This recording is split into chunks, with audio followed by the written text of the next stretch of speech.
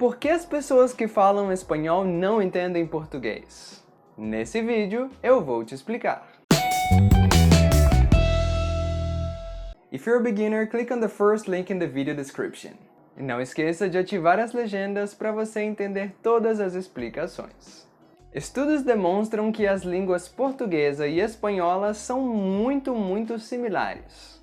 Vocabulário, gramática e até mesmo algumas expressões podem ser idênticas ou muito parecidas entre as duas línguas. Em textos escritos, é relativamente fácil para um falante de espanhol entender o português e também relativamente fácil para um falante de português entender o espanhol. Mas, quando falamos sobre a língua falada, essa relação de similaridade não é tão forte assim. E essa diferença acontece principalmente, mas não exclusivamente, por causa de uma razão muito simples: a pronúncia.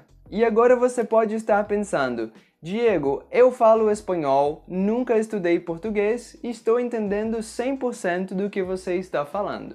Isso acontece porque nos meus vídeos eu tento falar da forma mais clara possível, escolhendo palavras que vão ser facilmente compreendidas pela maioria das pessoas que assistem esses vídeos.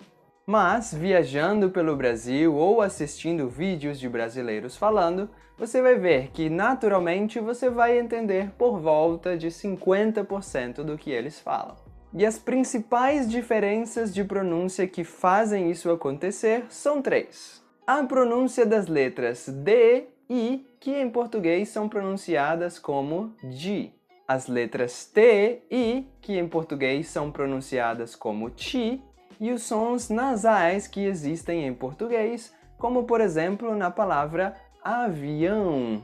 É claro que existem vários sotaques diferentes dentro do Brasil, mas essas são as formas mais comuns de pronúncia dessas sílabas. Se você quer saber um pouco mais sobre como funciona exatamente essas pronúncias em português, eu já fiz outros vídeos que eu vou deixar listados aqui no card. Basta você clicar nesse ícone que está aparecendo aqui e você vai encontrar todos esses vídeos. Mas uma outra razão que faz o português um pouco mais difícil de ser entendido é o fato de que utilizamos muitas contrações. Algumas contrações são muito simples e fazem sentido. Por exemplo, de e o resultado é do. Mas outras contrações realmente não fazem o menor sentido. Por exemplo, as contrações com a preposição por. Por e o juntos se transformam em pelo. Portanto, fica um pouco mais difícil de entender o que estamos falando em português. Também já fiz outro vídeo aqui no canal falando sobre as contrações que eu vou deixar listado também aqui em cima. E por fim, uma última razão que deixa pessoas que falam espanhol muito confusas é a utilização da expressão a gente. A gente, em português, não é como la gente em espanhol. A gente, em português, é como nosotros em espanhol.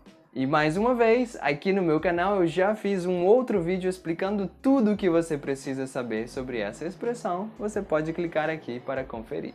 E por hoje é só, espero que esse vídeo tenha sido útil. Não esquece de clicar no like se você gostou e se inscreva no canal para você não perder os próximos vídeos. Aqui na tela eu vou deixar mais 2 vídeos para você continuar aprendendo português.